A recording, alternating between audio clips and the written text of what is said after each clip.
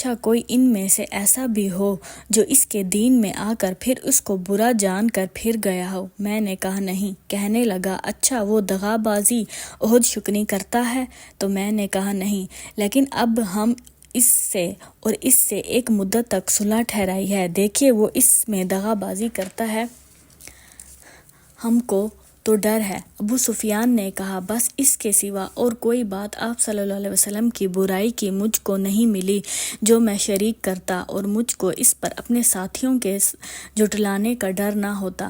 کہنے لگا اچھا تم سے اس کی کبھی لڑائی ہوئی ہے؟ میں نے کہا ہاں ہوئی ہے۔ اور کہنے لگا پھر لڑائی کا کیا انجام ہوتا ہے جب تم اس سے لڑتے ہو؟ تو میں نے کہا ڈولوں کی طرح ہے، کبھی ادھر اور کبھی ادھر، کبھی وہ ہم پر غالب آتا ہے کبھی ہم اس پر۔ کہنے لگا اچھا وہ تم کو کیا حکم دیتا ہے؟ تو میں نے کہا یعنی ابو سفیان نے کہا یہ حکم دیتا ہے کہ اللہ ہی کو اکیلے پوجو، اس کا ساجی کسی کو نہ بناؤ، اور ہمارے باپ دادا جن کو پوجتے آئے ہیں ان کے پوجنے سے منع کرتا ہے، اور نماز، صدقہ، پاک دامنی، وعدہ وفائی، امانت داری کا بھی حکم دیتا ہے۔ جب کیسر یہ باتیں پوچھ چکا تو اپنے ٹرانسلیٹر سے کہنے لگا اس شخص سے کہو میں نے تجھ سے اس کی ذات پوچھی تھی تو نے کہا وہ بڑا شریف ہے، اور پیغمبر اپنی قوم میں شریف ہی بھیجے جاتے ہیں اللہ تعالیٰ کی طرف سے۔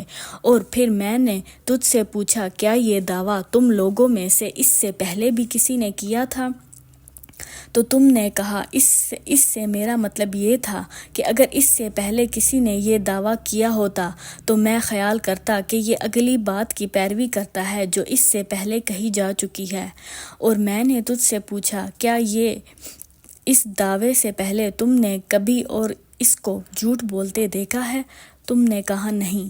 اس میں نے یہ نکالا کہ جب وہ بندوں پر جھوٹ نہیں لگاتا تو اللہ پر کیوں جھوٹ لگائے گا؟ اور میں نے تجھ سے پوچھا اس کے باپ دادا میں کوئی بادشاہ گزرا ہے؟ تو نے کہا نہیں۔ اس سے میرا مطلب یہ تھا کہ اگر اس کے باپ داداؤں میں کوئی بادشاہ گزرا ہوتا تو یہ کہوں کہ وہ پیغمبری کا دعویٰ کر کے اپنے باپ دادا کی بادشاہت حاصل کرنا چاہتا ہے۔ اور میں نے تجھ سے پوچھا بڑے آدمی اس کی پیروی کرتے ہیں یا غریب لوگ؟ تو تم نے کہا غریب لوگ، اور پیغمبروں کی پیروی پہلے ایسے ہی لوگ کرتے ہیں جو غریب ہوتے ہیں۔